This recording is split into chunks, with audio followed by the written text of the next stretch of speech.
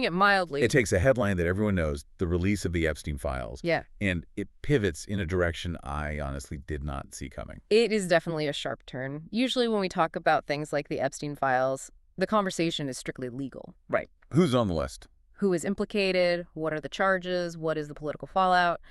But the article we are looking at today, written by Mohammed Abdullah in the Journal of Islamic Psychology, it zooms way, way out. Way out. Like theological way out. Precisely. And it's very recent, published just February 7th, 2026.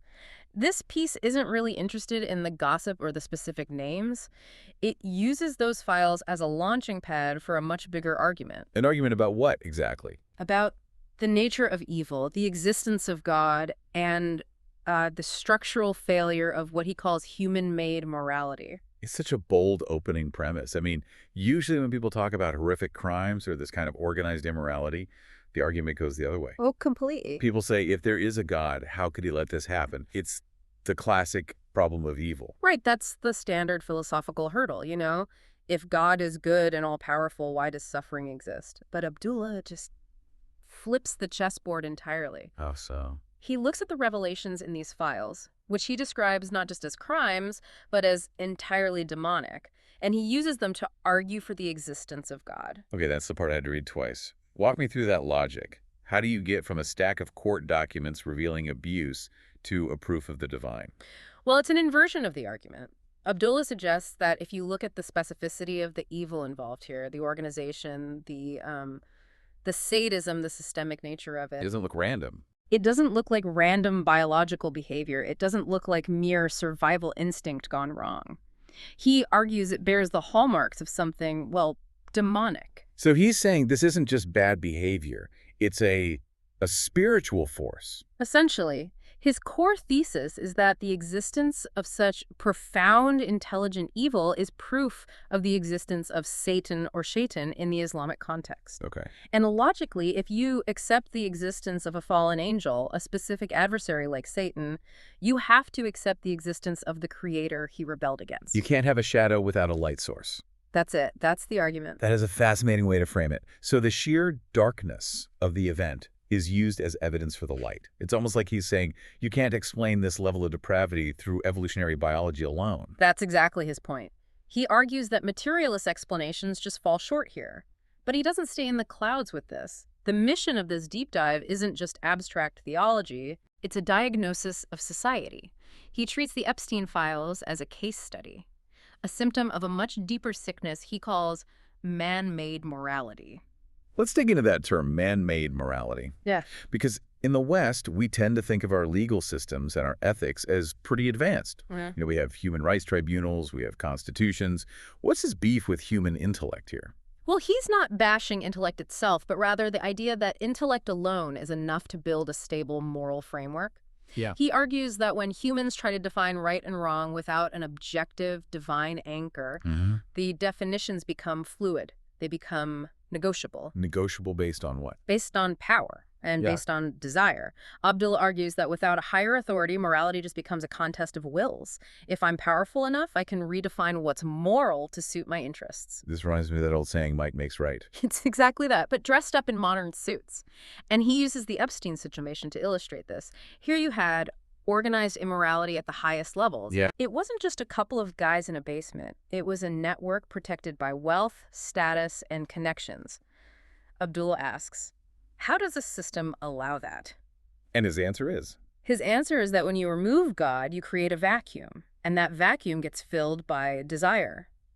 He actually cites a specific verse from the Quran about this that really stuck out to me. Chapter 45, verse 23. Yes, the verse asks, have you seen the one who takes his desires as his God? Takes his desires as his God. It's such a striking image. We usually think of idolatry as, I don't know, bowing down to a statue. Yeah. But he's saying you could worship your own appetite. That's the argument. If you don't have an external God telling you no, then your own internal I want becomes the ultimate authority. It becomes your deity. You serve it. If you want money, you serve greed. If you want power, you serve your ego. And if you want to exploit people, well, if desire is God, then exploiting people just becomes your form of worship. That is a terrifying thought. It reframes the whole concept of freedom. We talk so much about being free to do what we want, but he's suggesting that this kind of freedom is actually a form of slavery. Slavery to your own impulses. And that slavery has victims. That's the crux of his social critique. When the powerful take their desires as God, the weak pay the price. And the system protects the powerful. Exactly. He argues that in a secular system, power stops being a tool for justice, protecting the weak, and becomes a shield for crime. It protects the predator. Because the predator is the one with the resources to rewrite the rules. Exactly. And Abdullah points out that this doesn't happen overnight. It's not like society wakes up one Tuesday and decides to legalize corruption. He describes a slippery slope. A kind of architecture of decay. I like that. Yeah. He has this in my notes as the process of shaitan. It's a 3-step progression. He argues that evil is patient. It takes root gradually. Okay, what's step 1? The first step is normalizing indecency. This is the boiling the frog phase. You just start tolerating things that used to be unacceptable. Maybe it's in media, maybe in conversation. Just pushing the envelope. Right. Desensitization. Then comes step 2.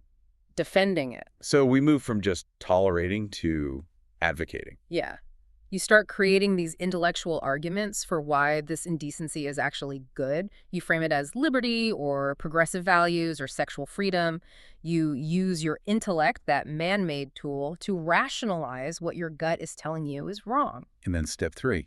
Institutionalizing it. It becomes the law. It becomes the culture. The system itself shifts to protect the behavior. Wow. Abdullah argues that what we see in the Epstein files is the end result of this process. It's a society that removed the divine boundaries, slid down that slope, and landed in a pit where the wealthy can abuse children with near impunity. It's a bleak diagnosis. Basically, he's saying the system isn't broken. It's working exactly as a godless system is designed to work. By suing the strongest desires? So, if that's the disease, what's the cure? Because he doesn't just leave us in the pit. He pivots to what he calls the Islamic solution. He does. And he refers to the solution as a firm anchor. His argument is that Islam provides a structural defense, a pre-built system designed specifically to stop the slide before it even starts. Closing the doors. I think that was the phrase he used. Yes, closing the doors to evil. It's a preventative philosophy. Instead of just punishing the crime after the victim is hurt, you structure society to make the crime nearly impossible to commit in the first place. Okay, let's walk through the specific locks on these doors. He lists a few.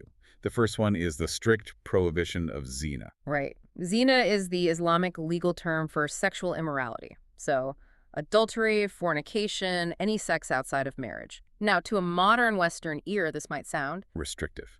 Old-fashioned. for sure. But Abdullah argues you have to look at the function of the rule. He says it's about killing the market for exploitation. He argues that if you have a hard divine red line where sexual access is only legitimate within a public, responsible contract marriage, you remove the fluidity that predators exploit. You stop that normalization phase right in its tracks. So it's not just about being good for its own sake. It's about removing the ambiguity that allows someone like Epstein to operate. Exactly. It creates a firewall around sexuality. And this ties directly into his second point. The absolute protection of children and lineage. Lineage is an interesting word there. We usually talk about protecting children, but lineage sounds more, I don't know, dynastic. It's about identity and stability. In the Islamic worldview, a child has a God-given right to know who they are, who their parents are, and to be raised in a stable structure. Abdullah argues that the chaotic sexual environment revealed in these files, where children are just treated as commodities, is the direct opposite of protecting lineage. It effectively dehumanizes them. It turns them into objects of desire. And remember, if desire is God, then the object of desire is just a sacrifice. Abdullah argues Islam creates a sacred zone around the child that no amount of money or power is allowed to breach. He also mentions modesty. And again, I think we need to unpack this because the stereotype is just, women covering up. Right. But the article seems to suggest something much broader. Much broader. He specifies modesty in dress and interaction. He views it as a kind of social regulator. Think of it like a cooling system for a nuclear reactor. A cooling system. I like that analogy. If you have a society that is constantly sexually stimulated through media, through dress, through casual hookup culture, you are raising the temperature. You are feeding that desire as deity. Abdullah argues that Islamic modesty norms are designed to lower that collective temperature, to reduce the stimulation so that desire doesn't get the chance to take over the driver's seat. So it's another structural defense against the slippery slope. Yeah. You don't start the fire, you don't have to fight the inferno. Precisely. And then, of course, there is justice. He mentions severe punishment. Right. And he contrasts it with what we see in the secular world. Yeah. In the Epstein case, we saw plea deals, we saw light sentences, we saw endless delays. Abdullah points out that Islamic law prescribes severe, non-negotiable punishments for those who exploit others. The argument is simply that justice cannot be for sale. But, and I'm going to play devil's advocate here for a second, we have seen corruption in Muslim countries. We've seen scandals. Even the author admits this. He's not claiming it's a utopia. No, and that's a really crucial point he makes. He explicitly addresses this. He says, Muslims do not claim perfection for themselves. He acknowledges that Muslims sin, they break laws, they can be corrupt. So isn't that a contradiction? If the system is so perfect, why are the people flawed? Because Abdullah makes a very sharp distinction between the system and the user. The system and the user, okay. He argues that when a Muslim commits a crime like this, they are crashing the car because they ignored the traffic laws, they are acting against their faith. Whereas in the secular system... In the secular system, he argues, the traffic laws themselves are constantly being rewritten by the people driving the biggest cars. That's the difference he's pointing to. So the moral code itself is up for grabs. He claims that in Islam, the morality is divine, it's fixed, it's an anchor. A billionaire cannot lobby God to change the definition of adultery. They can't bribe the Quran to say that exploiting children is okay.